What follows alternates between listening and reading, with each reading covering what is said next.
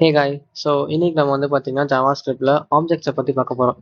So இது வந்து பார்த்தீங்கன்னா ரொம்ப சிம்பிளான ஒரு கான்செப்ட் தான். ஸோ இதை வந்து பார்த்துட்டு இது நமக்கு கொஞ்சம் கஷ்டமாக இருக்குது, ரொம்ப கஷ்டப்படலாம் தேவையில்ல. ஸோ ரொம்ப ஈஸியாகவே நீங்கள் வந்து கற்றுக்கலாம். ஜஸ்ட் ஒரு 5 மினிட்ஸ் இந்த வீடியோ பார்த்தீங்கன்னா போதும், உங்களுக்கு ஆப்ஜெக்ட்ஸ் என்னன்னு சொல்லிட்டு கிளியராக எக்ஸ்பிளைன் ஆயிரும். ஸோ வாங்க வீடியோக்குள்ளே போயிடலாம். ஸோ நீங்கள் பார்த்தீங்கன்னா தெரியும், நான் வந்து ஒரு கர்லி பிரேசஸ் ஓப்பன் பண்ணி ஒரு சில டேட்டாலாம் உள்ளே வந்து போட்டு வச்சிருக்கேன். இப்படி கர்லி பிரேசஸ் ஓப்பன் பண்ணி நீங்க இது பண்றதா வந்து பாத்தீங்கன்னா ஆப்ஜெக்ட். அதுக்குள்ள வந்து நான் நேம் அப்படின்னு சொல்லி மார்க்னு கொடுத்துருக்கேன், ஏஜ் அப்படின்னு சொல்லி காலன் போட்டு நம்பர் வச்சிருக்கேன். ஸோ இது எல்லாமே வந்து பாத்தீங்கன்னா கீ வேல்யூ பேர் தான். அதாவது நம்ம நார்மலா எப்படி வேரியபிள்ல வேல்யூ போடுவோமோ அதே மாதிரி தான் நான் இங்கேயும் பண்ணியிருக்கேன். நேம்ல போயிட்டு மார்க் அப்படின்ற ஒரு வேல்யூ கொடுத்துருக்கேன், ஏஜ்ல போயிட்டு நம்பர்ல ஒரு வேல்யூ கொடுத்துருக்கேன், ஜெண்டர்ல வந்து பாத்தீங்கன்னா மேல், ஸ்கில்ஸ்ன்ற இடத்துல நான் வந்து பாத்தீங்கன்னா ஒரு அரே கொடுத்துருக்கேன். ஸோ அந்த அரேல வந்து பாத்தீங்கன்னா அவங்களோட ஸ்கில் எல்லாமே இருக்கும். ஸோ அதே மாதிரி வேவ் ஹேண்ட்ஸில் வந்து பார்த்தீங்கன்னா ஒரு ஃபங்க்ஷனே கொடுத்துருக்கேன். ஸோ இந்த ஃபங்க்ஷன் நீங்கள் நோட்டீஸ் பண்ணீங்கன்னா தெரியும், அதில் நேம் எதுவுமே இருக்காது. அதுக்கு காரணம் இது வந்து பார்த்தீங்கன்னா ஒரு அனானிமஸ் ஃபங்க்ஷன். ஸோ அனானிமஸ் ஃபங்க்ஷனாக என்ன சொல்லிட்டு நான் உங்களுக்கு அப்புறமா சொல்கிறேன். இப்போதைக்கு இது வந்து இருக்கட்டும் அப்படியேவும். இந்த ஃபங்க்ஷனுக்குள்ள கான்சோல் டாட் லாக்ல போயிட்டு hello comma this dot name அப்படின்னு சொல்லி நான் வந்து கொடுத்துருக்கேன். ஸோ இந்த திஸ் டாட் நேம்ன்றது ஒன்றும் பெரிய விஷயம் இல்லை, திஸ்ட்டை பார்த்து பயப்படாதீங்க.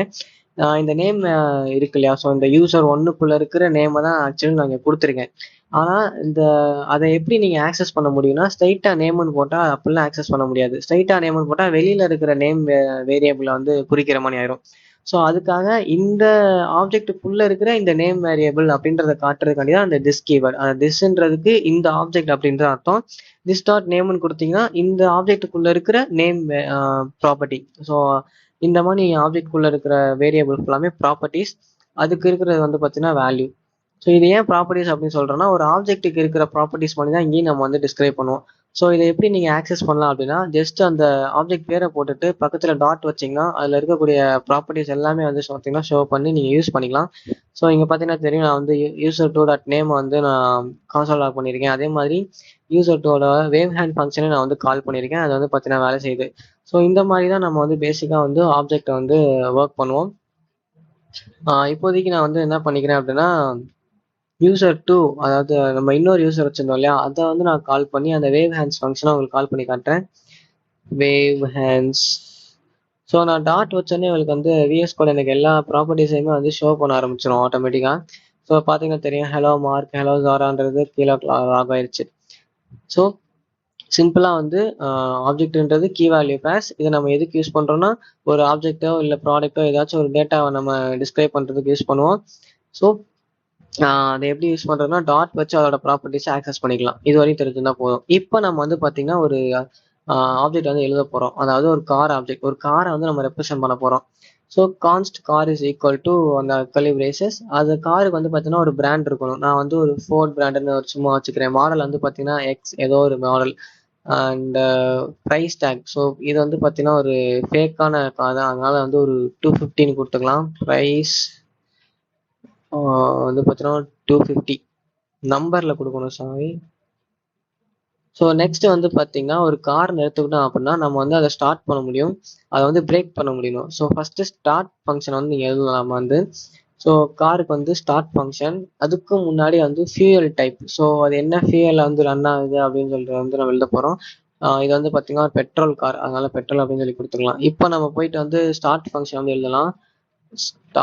ஸோ அதே மாதிரி நம்ம அப்பா சொன்ன மாதிரி இங்கே வந்து ஒரு அனானிமஸ் ஃபங்க்ஷன் தான் நான் வந்து போட்டிருக்கேன். ஸோ இந்த அனானிமஸ் ஃபங்க்ஷன்றது ஒன்றுமே கிடையாது. இந்த ஃபங்க்ஷனை இந்த ஒரு தடவை தான் உங்களால் கால் பண்ண முடியும். அதை தவிர்த்து வேற எங்கேயுமே உங்களால் வந்து பார்த்தீங்கன்னா கால் பண்ண முடியாது. ஸோ திஸ் டாட் பிராண்ட் முன்னாடி வந்து பார்த்தீங்கன்னா யுவர் அப்படின்ற ஒரு வேர்டை நம்ம சேர்த்துக்கலாம் ஸ்ட்ரிங்கில். Your space this dot brand and model this dot model. Okay, brand model நடுவில் வந்து பார்த்தீங்கன்னா கொஞ்சம் ஸ்பேஸ் ஆட் பண்ணிக்கலாம். அண்டு இஸ் ஸ்டார்டட் அப்படின்னு சொல்லி கொடுக்கலாம். இப்போதைக்கு இஸ் ஸ்டார்டட். ஓகே, நம்ம வந்து ஃபங்க்ஷன் எழுதியாச்சு. ஸோ எப்படி நம்ம காரை ஸ்டார்ட் பண்ணுறதுக்கு ஒரு ஃபங்க்ஷன் எழுதணுமோ அதே மாதிரி காரை பிரேக் பிடிக்கிறோம் இல்லையா, ஸ்டாப் பண்ணுறதுக்கு ஒரு ஃபங்க்ஷன் எழுதலாம். அதான் வந்து பார்த்தீங்கன்னா பிரேக். So break. ஓகே, அதுக்கும் இதே மாதிரி அனானிமஸ் ஃபங்க்ஷனில் போட்டுட்டு கான்சோல் டாட் லாகில் அதை அப்படியே காப்பி பண்ணி நான் இங்கே பேஸ்ட் பண்ணிக்கிறேன். அந்த இஸ் ஸ்டார்டடுக்கு பதிலாக இஸ் ஸ்டாப்ன்றதை மட்டும் நான் மாற்றிக்க போகிறேன். அவ்வளோதான், நம்ம வந்து காரோட ஆப்ஜெக்ட் வந்து எழுதிட்டோம். ஸோ இதை ஆக்சஸ் பண்ணுறது ரொம்ப ஈஸி தான். நான் முன்னாடி சொன்ன மாதிரி இப்போதைக்கு ஃபர்ஸ்ட் ஏதாச்சும் ப்ராப்பர்ட்டிஸ் வந்து நம்ம ஆக்சஸ் பண்ணி பார்ப்போம். கார் டாட் பிராண்ட் இல்லை மாடல் அந்த மாதிரி கார் டாட் பிராண்டே கூட நம்ம யூஸ் பண்ணிக்கலாமா? ஓகே, பிராண்டை லாக் பண்ணுவோம்.